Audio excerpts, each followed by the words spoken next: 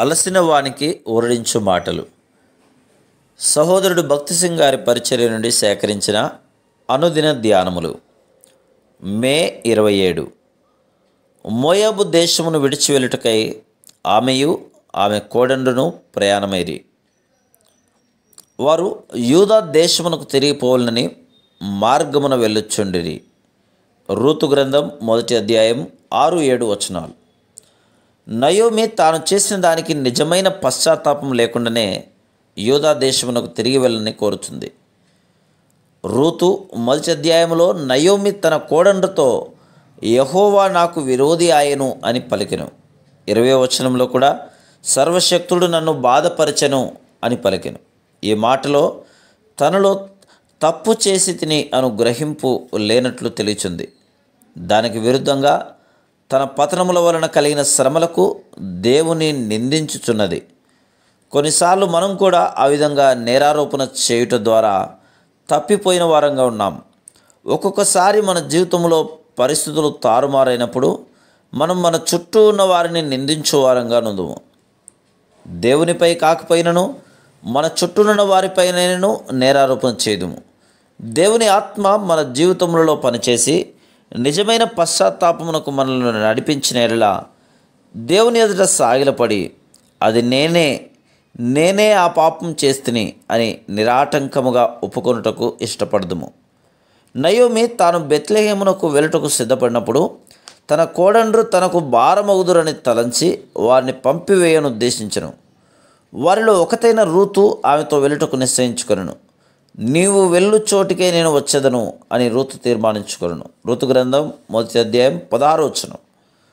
భూ సంబంధమైన లాభము కొరకు ఆమె నయోమిని వెంబడించట్లేదు. ఇశ్రాయేలు దేశంలో ఎవరు నేను వివాహము చేసుకొందునను ఆశ ఆమెకు లేదు, లేక నయోమి ఆస్తి కొరకైన ఆశ లేదు. నయోమితో వెళ్ళిన వృద్ధురాలైన నయోమి కొరకు తన కొరకు కష్టపడి పనిచేయవలసి వచ్చునని ఆమెకు తెలియను. ఆమె ఏ ఉద్దేశంతో వెలుచుందో 16వ వచనంలో మనకు తెలియచున్నది. నీ జనమే నా జనము, నీ దేవుడే నా దేవుడు. రూతు నిజమైన జీవము గల దేవుని గురించి వినెను. ఈ నిజమైన దేవుని గురించి అధికముగా తెలుసుకునవలనని కోరిక ఆమెలో కలిగింది. ఈ దేవుని గురించి అధికముగా తెలుసుకునవలనని గొప్ప ఆశతో ఆమె నింపబడుటచే ఎంత క్రయమునైనను చెల్లించి ఆయనను గురించిన జ్ఞానం సంపాదించుకున్నటకు నిశ్చయించుకునింది. ఆ దేవుణ్ణి తన దేవునిగా చేసుకున్నటకు ఎంత కష్టమైనను శ్రమైనను సహించుటకు సిద్ధపడింది.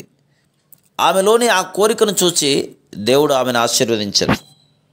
వారు బెత్లెహేమునకు వచ్చిన తర్వాత నయోమి తమకు బోయజు అను ధనికుడైన బంధువు గలడని రూతుకు చెప్పలేదు. ఆమెను బోయజు పొలమునకు కూడా నడిపించలేదు. రూతు కానీ నయోమి కానీ చూడలేనట్టి సర్వశక్తిగల దేవుని హస్తమే ఆమెను నడిపించెను. తనకు తన అత్తకు ఆహారం సంపాదించుటకే రూతు కష్టపడి పని చేయదలిచెను. అది కోతకాలం. అన్ని చోట్ల జనులు పనిచేయుచుండిరి. వారిరువురి ఆహారం కొరకు రూతు దొరికిన పని చేయదలిచెను. కానీ దేవుడు ఆమె పక్షమున పని చేయుచున్నటచ్చే ఆయన నేర్పరితనము గల హస్తములతో ఆయన ఆశీర్వదించిన స్థలమునకు ఆమెను నడిపించెను. ప్రభువును సన్నిహితముగా మనం తెలుసుకొనగోరిన ఎడల, ఆయన చిత్తమును చేయదలిచిన ఎడల, ఎవరి వలన మనము ఆత్మీయంగా సహాయం పొందగలమో అట్టి వారి యొద్దకే ప్రభువు మనల్ని నడుపునని దీనివలన మనం గ్రహించగలుగుతున్నాం.